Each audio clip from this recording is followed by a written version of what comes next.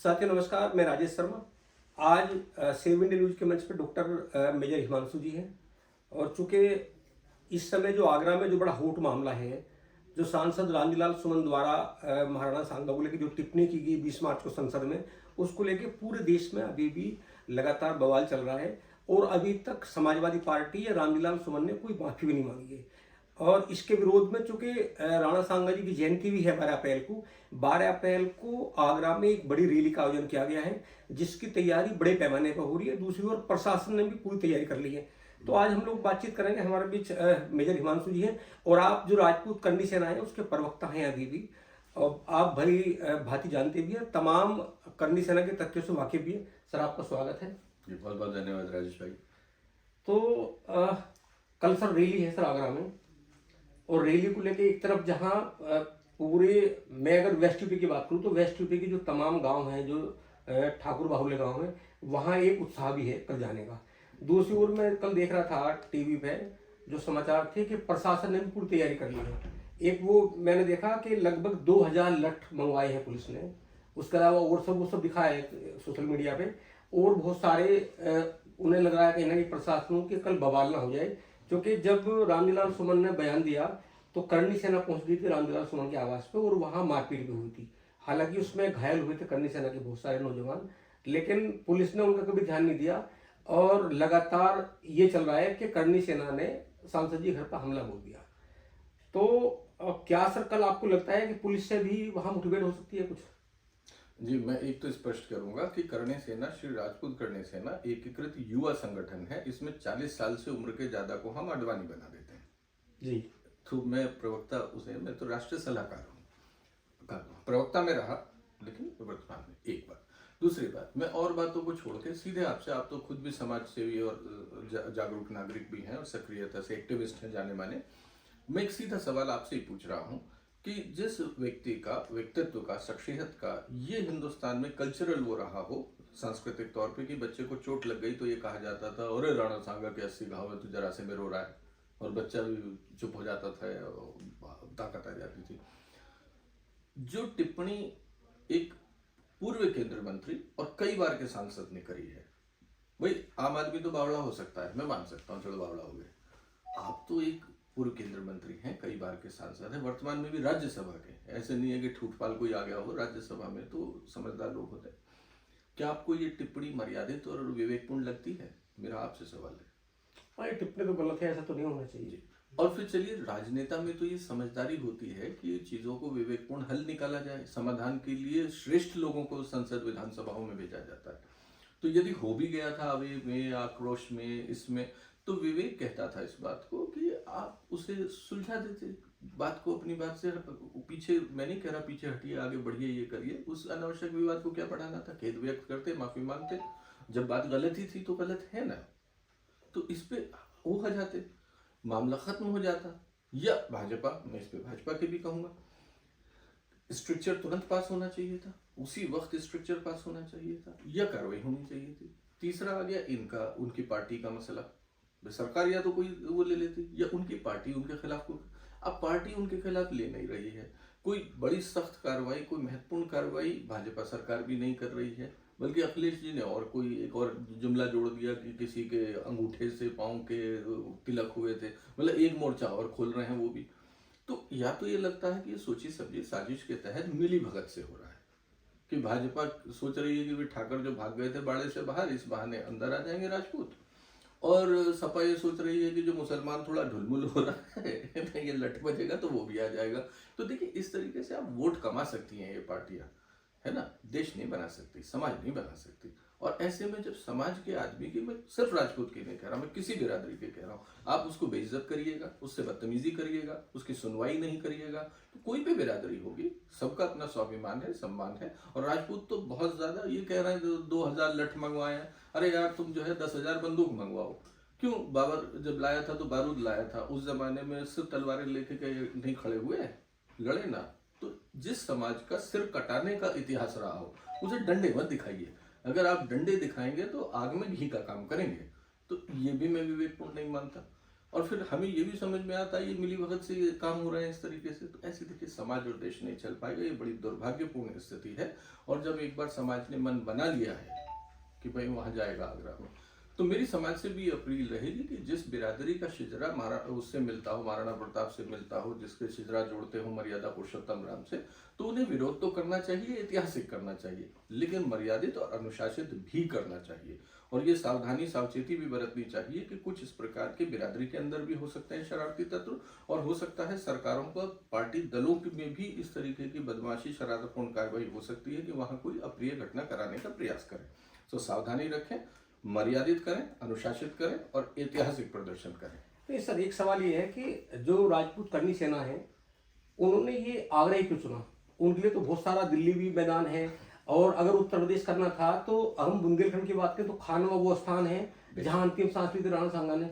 रणथंभौर से आए थे और युद्ध के लिए जा रहे थे, तो वहां ये मान सकते थे कि वहां जो है क्योंकि अंतिम सांस ली थी तो वो ऐतिहासिक उनके लिए वो, क्योंकि वो बड़ा वो धरा ऐसी है। और आगरा से ऐसा लग रहा है कि रामजीलाल सुमन का वेट बढ़ा रही है राजपूत करनी सेना। तो क्या कोई षड्यंत्र है इसके पीछे, पॉलिटिकल षड्यंत्र? नहीं, पॉलिटिकल षड्यंत्र तो मैं इतना नहीं मानूंगा इसको, क्योंकि ये निर्णय तो समाज के संगठनों का है। अब हुआ क्या कि भाई लोकेंद्र सिंह कालवी दादा जैसा बड़ा व्यक्तित्व इस समय समाज में है नहीं। 2 वर्ष पूर्व दादा जो है देहांत हो गया उनका, उनकी ईश्वर आत्मा को शांति दे। अद्भुत व्यक्ति थे, है ना भाई, Olympic basketball player, world class shooter, बड़े शिकारी और बड़े कंजर्वेटर, एनवायरनमेंट के अच्छे जानकार, वन जीवों के इनके, मतलब उनमें बहुआयामी उनका व्यक्तित्व था। और पर्सनली भी मिलना, हर जाति बिरादरी का आदमी जो उनसे मिल गया मुरीद हो गया। उसके जैसा व्यक्तित्व समाज के पास इस समय नहीं है। राजनीतिक नेता जो हैं फिर उस समय उस तरीके का नहीं है। तो ये एक सामूहिक, एक बड़ा सबकी सामूहिक टाइप का हुआ, जिसमें मेरी आपकी एक की बात नहीं होती है। मैं आपकी, भाई आप ज्ञानी हैं और आंदोलनों से जुड़े हैं, तो आप बात मैं आपकी मान रहा हूँ और सहमति भी है कि खानवा में महाराणा सांगा और राजपूत समाज की छवि उभरती है। आगरा में रामजीलाल सुमन की आसक्ति दिखती है, जिसमें रामजीलाल सुमन जी का, अब दूसरे तरीके से भी कही वाली बात मैंने कि भाई रामजीलाल सुमन जी हालांकि केंद्रीय मंत्री रहे, पुराने समाजवादी नेता हैं, हमारे जैसे राजनीतिक कर्मी जानते हैं, लेकिन आम आदमी तो नाम भी नहीं जानता था।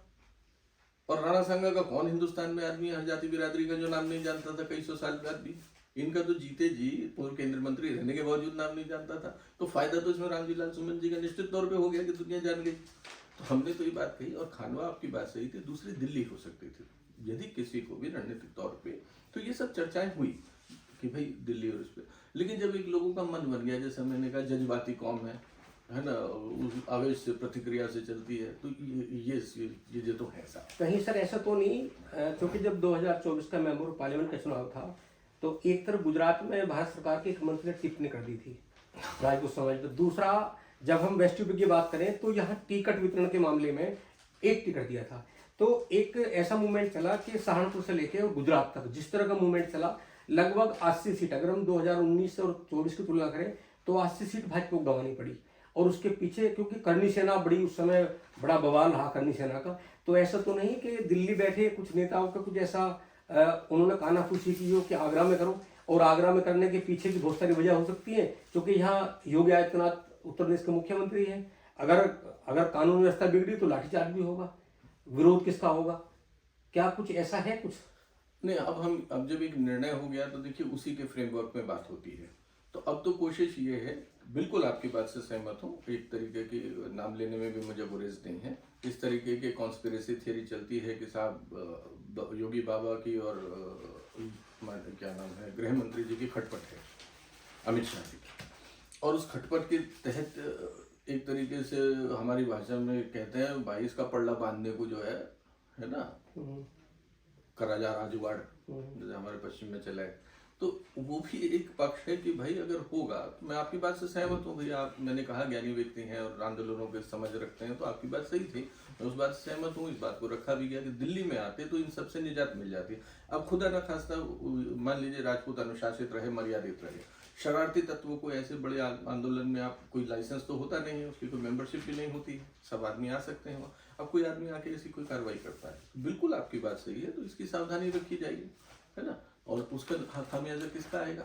भाई योगी जी की जिम्मेदारी है कानून व्यवस्था बनाना, चीफ मिनिस्टर है, जाति धर्म अपनी जगह है सारी बातें, लेकिन जब आप उस गद्दी पे हैं तो कानून व्यवस्था बनाना आपकी जिम्मेदारी है।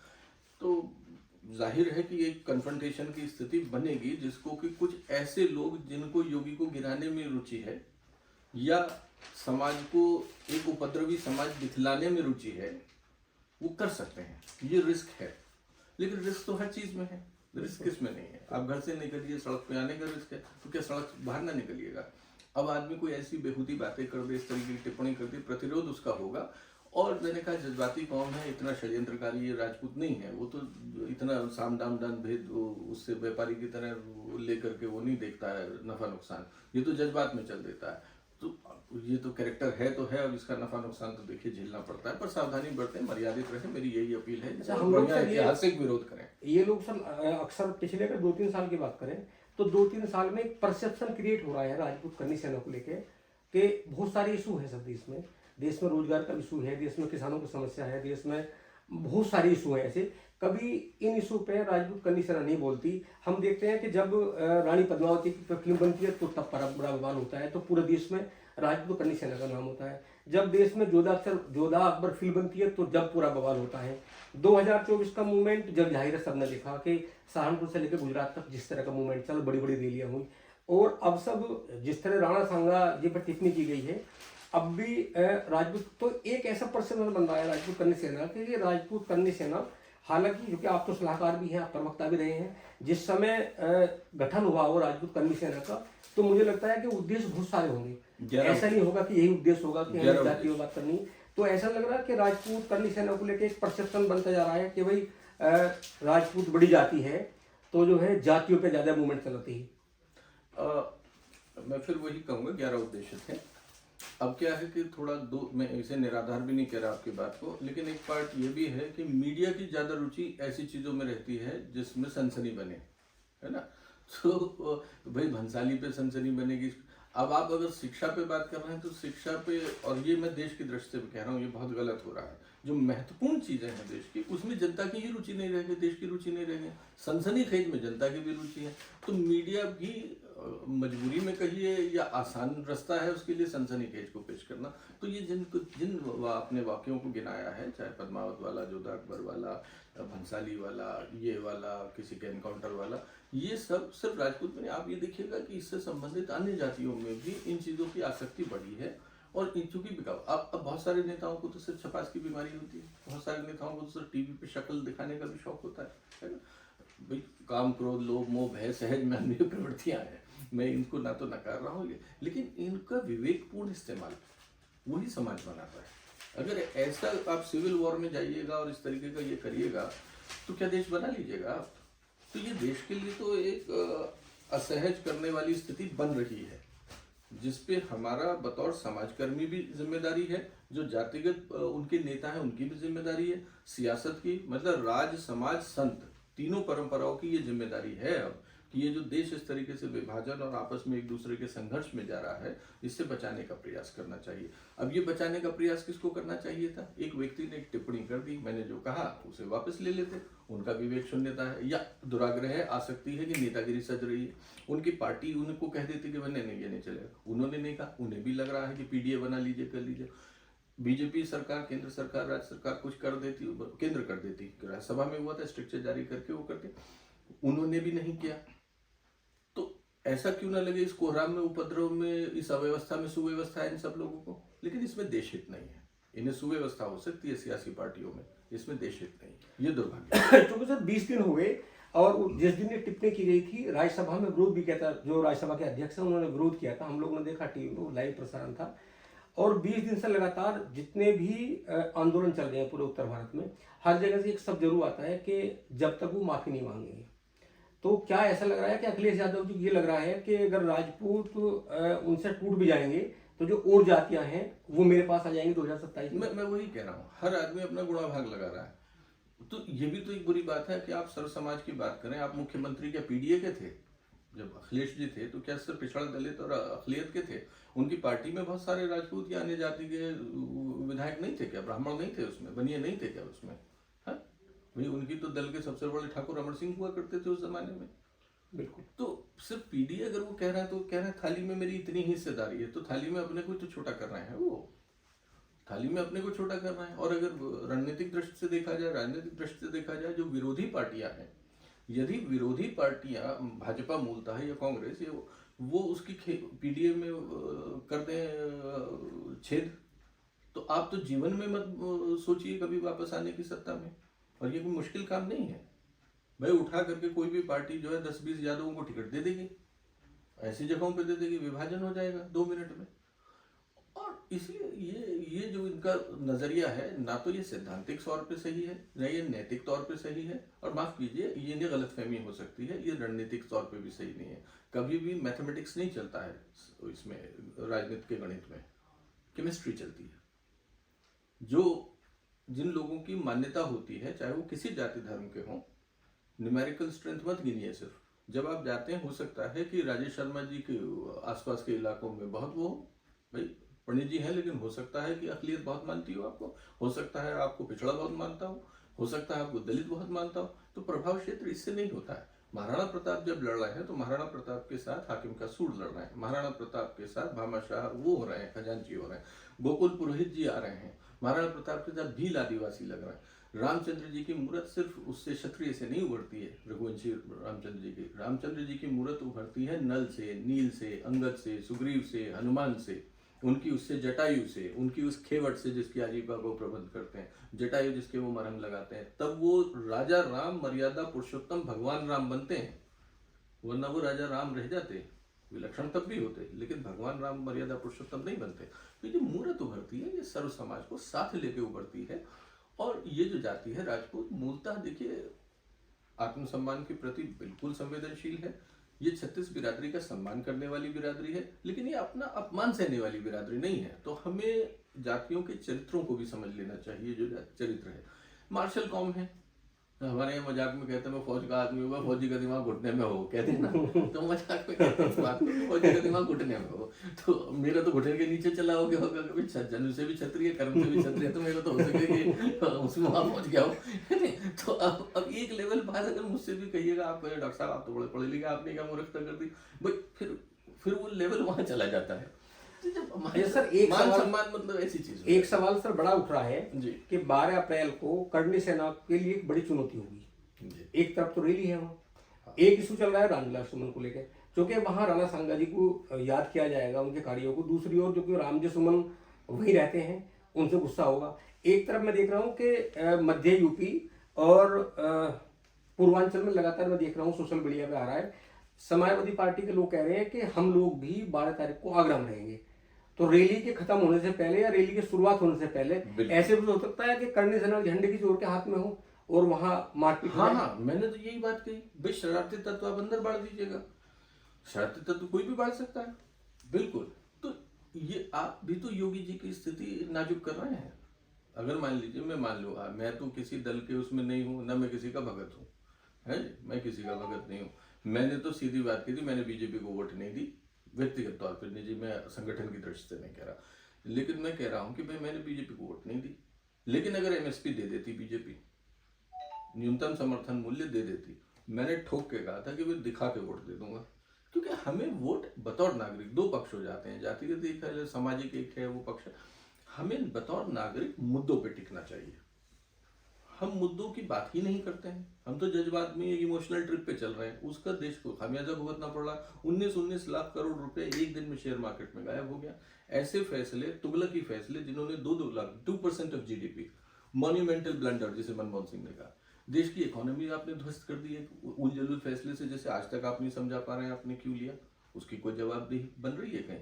इस देश में 60,000 करोड़ की घूस के नाम पर एक सरकार गिर गई थी बोफोर्स में, बिल्कुल। तो इस देश में संवेदनशीलता, जो सही मुद्दे थे, देखिए हमारे गांव देहात में ये बात सही है, पढ़े लोग नहीं होते थे, ये बड़ी एजुकेशन पे बड़ा जोर लगाया जा रहा है। भाई अगर एजुकेशन पे इतना जोर था तो क्यों हरवाया था नरसिंह राव को? 13 भाषाओं का ज्ञाता था, अद्भुत एकेडमिक था, क्यों हरवाया मनमोहन सिंह को? अगर एकेडमिक से ही देश चलना था तो हमारे गांव देहात का जो व्यक्ति हुआ करता था, वो भले पढ़ा हुआ नहीं होता था, लेकिन वो अनुभव से गढ़ा हुआ जरूर होता था। और वो बातों को मुद्दे पे टिका के करता था। ये जब बात होती थी, भाई तू सब छोड़, लिपे पुते पे आजा, यूं बता कि गांडे के दाम बता। तो मुझे गांडे के दाम पे बांध देता था ना कि गांडे के गन्ने के दाम बता भाई। तो जब वो इस बात पे आता था तो फिर नेता से आवाज, फिर नेता की नॉर्थ में हो जाता था कि बात तो छोड़ियो सब, तू गांडे का दाम बता कद देगा, यूं बता कतेक देगा। ऐसी देसी अंदाज में जब वो बात करता था ना तो नेता का समझ नहीं आता था, नॉर्थ में हो जाता था। तो ये वाला जो विवेकपूर्ण गढ़ा हुआ, पढ़ा हुआ भले नहीं था, गढ़ा हुआ जो आदमी था, ये गायब हो गया है आजकल गांव देहातों से, या इनका सम्मान गायब हो गया, इनकी पूछ गायब हो गई है। अब तो लोग इमोशनल ट्रिप वाले चल रहे, गले में वो डाल लिया, किसी ने वो डाल लिया, किसी ने टोपी डाल दी। अब टोपी दाढ़ी तिलक से वो अपने निजी मामले हैं, उनका सम्मान रहना चाहिए, लेकिन देश की व्यवस्था ऐसे चलनी चाहिए। हम लोग पूर्व प्रधानमंत्री स्वर्गीय चंद्रशेखर जी के शिष्य रहे, राजनीतिक शिष्य रहे। ये बात इसलिए यहाँ कहना महत्वपूर्ण है कि चंद्रशेखर जी जब प्रधानमंत्री बने, उन्होंने साफ का बात कही थी और देश में शांति हो गई थी, आग लगी हुई थी 16 राज्यों में और कई उसमें। उन्होंने कहा देखिए, मंदिर मस्जिद बनाना मेरी सरकार का काम नहीं है, लेकिन आम नागरिक की जान माल की हिफाजत और कानून व्यवस्था बनाना मेरी सरकार का काम है, और इससे मेरी सरकार पीछे नहीं हटेगी। ये फौज, ये पैरामिलिट्री, ये आर्मी सलामी देने के लिए नहीं है सिर्फ। अगर कोई भी व्यक्ति, कोई भी से, उन्होंने जरा इनकी तरह आडवाणी जी और मौलाना बुखारी को यूं देख के कहा था, तरीके से बोला, इससे कोई भी, मतलब कोई भी अगर खिलवाड़ करता पाया जाएगा तो मुसाफिर अपने जोखिम पे सफर करे। तो हमें ऐसे निर्णायक राजनीतिक नेतृत्व की आवश्यकता है जो उसी वक्त रामजी लाल जी सुमन जी को कहता कि भाई ये बकवास नहीं, वापस लो। हमें बड़े नेता नहीं रहे, बकवास नहीं, वापस ले लेते। या उसी समय वही वाजपेयी जी से उनकी अच्छी बनती थी, वाजपेयी जी को कहते भी तुरंत कार्रवाई करवाइए अगर आपकी सरकार है। ऐसा नेता तो कोई ऐसा नेता नहीं जो मोदी जी को या अमित शाह को कहता कि भाई ये क्या, इनके खिलाफ कार्रवाई करिए। कार्रवाई हो जाती, मान लीजिए भाजपा कर देती, भाजपा तो राजनीतिक लाभ था इसमें, बिल्कुल कर देती। लेकिन भाजपा वो घूम रही थी कि अच्छा फिर मेरे से पिछड़ा नाराज हो जाएगा, मेरे से दलित नाराज हो जाएगा। तो आप जितना ये गुणा भाग कर रहे हैं, इसके बजाय आप सही गलत की बात करिए। या तो ये सही है, मैंने सीधा सवाल पूछा, या तो आप कह दीजिए टिप्पणी सही है। बिल्कुल भाई, हाकिम खासूर क्यों लड़ रहा है बाबर के खिलाफ, क्यों लड़ रहा है दौलत खान लोधी, इब्राहिम लोधी के खिलाफ? अगर इस्लाम वाली बात है तो क्यों लड़ रहा है? तो इसलिए साहब 36 कौमों का, सर्व समाज का हित ध्यान में रख के देश की कानून व्यवस्था, देश का हित, आर्थिक, राजनीतिक, सामाजिक, सांस्कृतिक, आध्यात्मिक देख करके लाभ, तब सरकारों को काम करना चाहिए। आज सरकारें सिर्फ सत्ता को साधने का लाभ देख के काम कर रही हैं, उसका नतीजा ये है कि ये जो हो रहा है। डॉक्टर साहब, आप कल जाओगे क्या आगरा? मेरा दिल्ली में कुछ रहेगा, हम लोग एक चीज का प्रबंधन देख रहे हैं, हो सकता है जाऊं, मतलब अभी हमारा ये नहीं, क्योंकि कुछ हम लोगों को कुछ कोऑर्डिनेशन देखना है।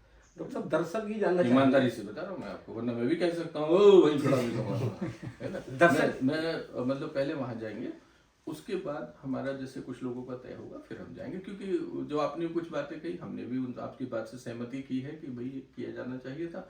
और अभी भी कई चीजें चल रही हैं जिसके लिए दिल्ली में भी आवश्यकता ऐसे लोगों की पड़ेगी जो उसे मैनेज करें। कुछ लोगों को लखनऊ में भी इसके लिए तैनात रखा जाएगा कि यदि कोई, जो आपने जिस तरफ इशारा किया है, जिससे ऐसी कोई बात होती है तो सही चीज होनी चाहिए, है ना। उस समय भी अगर बेवकूफ़ी हो गई तो भाई खील बिखर जाएगी।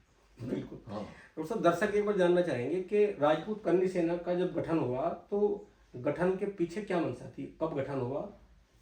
अब ये थोड़ी सी लंबी कहानी है, पर फिर भी क्या है कि देखिए, उसके मूल उद्देश्य था, जैसे आपके हम आप थोड़ा किसान से रहे, सुनवाई ना होना। जी।